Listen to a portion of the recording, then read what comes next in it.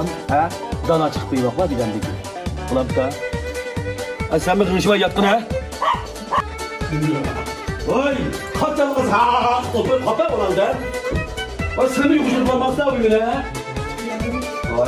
Vay can, hecep içim sıkıldı, hecep içim sıkıldı.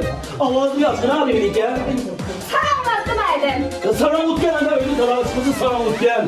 Hepimiz bir torla paraydı. Acan, yaman içim üşüp gitti ya. İçim sıkılıp benim. İçim tecrübe patmadan da evlat kaldı hem. Ne bir gün talağı çıkma. Çıksam mı çıkma, çıkmasam mı çıkma.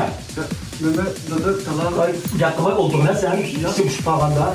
Oldun ha. Ben yakıma oldun ha. Ecekse, sırma hazır kılacağını çenlikten edemde gel kılmay. Nemiş kıslar talağı çıkıp ben kesel daha kaldı da kısmı da gel hurağı çıkmayınca adamsız bilmem sen alacak ne? Belirtme. İçim pembe bek sıkılıp gitti. Bu öyle oldu, öğlap kaldım bu öyle. Şimdi da talağın havalarını yak yiydim. Bombamı da çıkarım çıkmam bugün benim. Çıkma bugün ben talağa.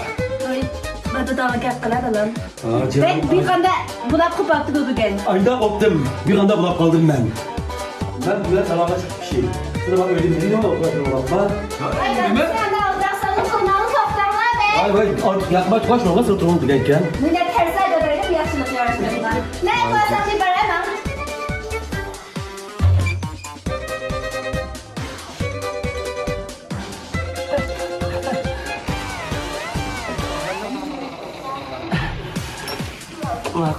Hoş.